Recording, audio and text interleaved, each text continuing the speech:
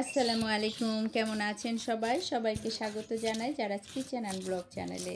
আবারও নতুন একটা ভিডিও নিয়ে আসলাম আপনাদের জন্য। অবশ্যই দেখবেন এবং কমেন্ট করে জানাবেন কেমন হয়েছে। ভালো লাগলে সাবস্ক্রাইব করে পাশে থাকবেন এবং অবশ্যই শেয়ার ও কমেন্ট করবেন।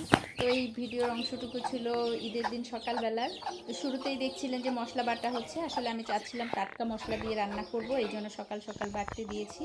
তো এদিকে বাটা ঘষা চলছে আর আমি একটু ঘুরে ফিরে দেখছিলাম এই যে ছাগলটাকে গোসল করানো হয়েছে। তো এই ফাঁকে দেখছিলাম যে গাছ থেকে টুক করে একটা আম পড়ে গেল। তো আমি আবার দৌড় দিয়ে গিয়ে সেই আমটা কুড়িয়ে নিয়েছি। আসলে এভাবে না আম কুড়াইতে বেশ মজা লাগে। ছোটোবেলার ফিলিংস চলে আসে, যখন বাতাসে গাছের আম পড়তো দৌড়ে চলে যেতাম কে আগে গিয়ে আমটা কুড়াবে, সেই রকম একটা ব্যাপার আর কি। তো যাই হোক, অনেকটা সময় পার হয়ে গেছে, নামাজ শেষ, ছাগলটাকে বাইরে নিয়ে গিয়ে কুরবানি করে আনা হয়েছে।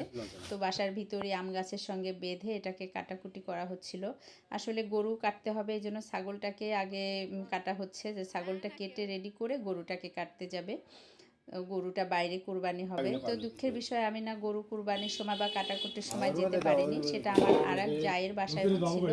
আর এত কাজ ছিল যে আসলে বের হওয়া মুশকিল হয়ে গিয়েছিল। তো এখানে আমরা কুরবানির মাংসগুলো কাটার জন্য সব কিছু রেডি করে নিয়েছি।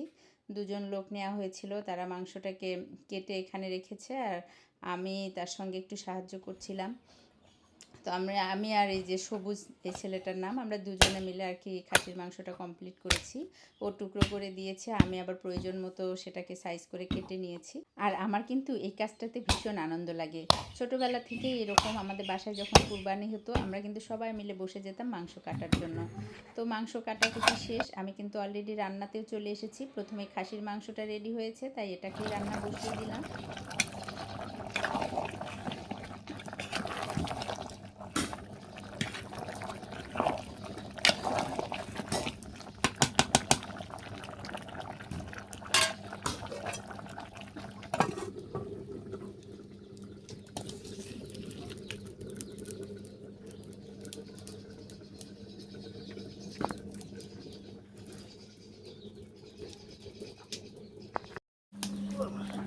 মাংস রান্নাটা কমপ্লিট হয়ে গেলে আমি নামিয়ে রেখে আবার ভাত রান্না করে নিয়েছি। ভাত রান্না হয়ে গেলে দুই পাশে চুলা জ্বালিয়ে এক পাশে আমি পুরি জাল করতে দিয়েছি আর এক পাশে মাথার মাংস জাল হচ্ছে। আমরা কিন্তু লবণ হলুদ দিয়ে মাথার মাংসটাকে জাল করি, আগে ভালো করে ধুয়ে নেই, তারপর জাল করি, তারপরে এগুলোকে আবার পরিষ্কার করি। তো এর মধ্যে কিন্তু অনেকটা সময় পার হয়ে গেছে, দুপুর গড়িয়ে বিকাল হয়ে গেছে। সব কাজ আল্লাহর রহমতে কমপ্লিট হয়ে গেছে। এখন এই তো গোসল করে ঘরে এসেছি আর ঘরের ভিতর দেখতেই পাচ্ছেন মাংসগুলো বিছিয়ে দেয়া। এখন চলে যাচ্ছি বাসায় মাংসগুলোকে রাখার জন্য। আসলে বাড়িতে আমাদের কেউই থাকে না, তালা দেয়া থাকে। তো কুরবানির শেষে মাংসটা বাড়িতেই রাখতে যেতে হয়। যদিও আজকে বাসায় গিয়ে থাকবো না, আবারও ফিরে আসবো। তো বাসায় চলে এসেছি, মাংস প্যাকেট করে রাখা কমপ্লিট। তো আমার চাচি আবার ডাকছে তার ঘরে খাওয়ার জন্য। প্রত্যেকবারই কুরবানি ঈদের সময় যখন বিকালবেলা আসি অবশ্যই তার ওখানে খেতে হয়। আর এই রুটিটা কিন্তু থাকেই, কারণ এই রুটিটা তার বাবার বাসা থেকে প্রত্যেকবারই পাঠানো হয়। আর এটা তাদের বাড়ির ঐতিহ্য আর কি, মানে চালের গুঁড়ির রুটিটা থাকবেই কুরবানি ঈদে। তো যাই হোক, আমরা এখানে খাওয়া দাওয়া করে নিলাম। রুটিটা পেয়ে বেশ মজা লাগছিল, মাংস দিয়ে রুটি খাওয়া। ঈদের দিনও তো আসলে বানানো পসিবল হয় না, তারপরেও তারা কিভাবে বানিয়েছে আল্লাহ মাবুদ জানেন, কিন্তু আমরা তো মজা করে খেয়েছি। আমার ভীষণ ভালো লাগছিল। সঙ্গে যদিও ভাত নিয়েছি, পরে আমি কিন্তু আবার ভাতটা নামিয়ে রেখেছিলাম, কারণ রুটিটা খাওয়ার পরে আর ভাত খেতে ইচ্ছে করছিল না। আর সকাল থেকে এত কাজকর্ম করা হয়েছে, বেশি কাজ করলেও খাওয়ার রুচিটা নষ্ট হয়ে যায়। অবশ্য সবার হয় কিনা জানি না, কিন্তু আমার হয়। তো এই ছিল আমার ঈদের দিনের ভিডিও। আর এটা কিন্তু ঈদের পরের দিন আমরা গ্রামের বাড়ি থেকে সকালবেলা চলে এসেছি। আর এই যে দুপুরবেলা দাওয়াত ছিল আমার ছোট ভাইয়ের বাসায়, সেখানেই কিন্তু সবাই মিলে চলে যাচ্ছি। আসলে সবাই মিলে বলতে আমাদের ফ্যামিলি যারা যারা আছেন, আমার বড় ভাই, তার বাচ্চা কাচ্চা, মানে তার পুরা ফ্যামিলি, আমার চাচার ফ্যামিলি, আমার বাবা, আমি, এই হচ্ছে আমাদের পরিবারের লোকজন। মানে এটা আমাদের একটা ঘরোয়া দাওয়াত। আমাদের মধ্যে ছোটোখাটো যে অনুষ্ঠানগুলো হয় আমরা কিন্তু এভাবেই খাওয়া দাওয়া করি, সবাই মিলে ফ্লোরে বসে নানান রকম গল্প গুজব করতে করতে। এর ফাঁকে কিন্তু আবার খেয়ালও করা হয় কার কী লাগবে, একজন আরেকজনকে উঠিয়ে দিচ্ছে। তো আমার মনে হয় এভাবে ফ্যামিলির একটা বন্ডিং তৈরি হয়, ভালো রকমের বন্ডিং। তো যাই হোক, অনেক আনন্দ করে সবাই মিলে খেয়েছি। মানে ঈদের প্রথম দাওয়াতটাই ছিল আমার ছোট ভাইয়ের ঘরে। শুকরিয়া আল্লাহ তাআলার কাছে, আমাদের ফ্যামিলি বন্ডিংটা যেন এভাবেই থাকে, সবাই দোয়া করবেন। এরপরে কিন্তু আর কোনো অংশ আমি ভিডিও করি নাই। একেবারে ঈদের পরের দিন বিকালবেলা গিয়েছিলাম পার্কে, তারই কিছু অংশ এখন আপনাদের সঙ্গে শেয়ার করছি। আসলে ঈদ মানেই তো আনন্দ, বিশেষ করে বাচ্চাদের, তাই বাচ্চাদেরকে আনন্দ দেওয়ার জন্য এখানে আসা। আমাদের শহরের ছোট্ট একটা পার্ক, বাচ্চাদেরকে নিয়ে সেখানেই চলে এসেছি।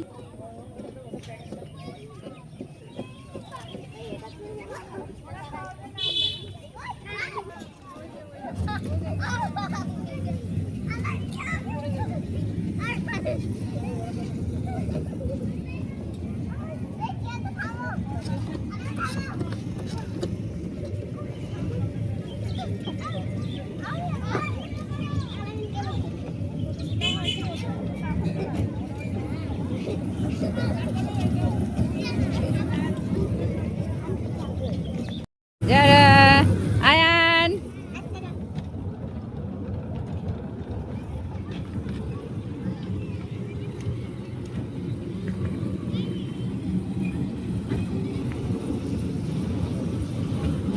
হাত নাড়ো, হাত নাড়ো, হাত নাড়ো, হাত নাড়ো।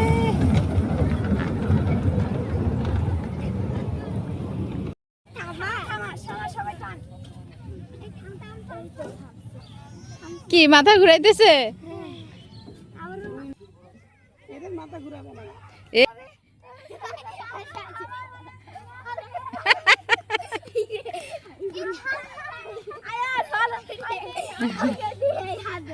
না, বেরো বেরো বেরো। যারা রাইবা, এটা দেখেই আমার মাথা ঘুরায়। বাচ্চারা কিভাবে যে এই রাইডে ওঠে আমি বুঝতে পারি না।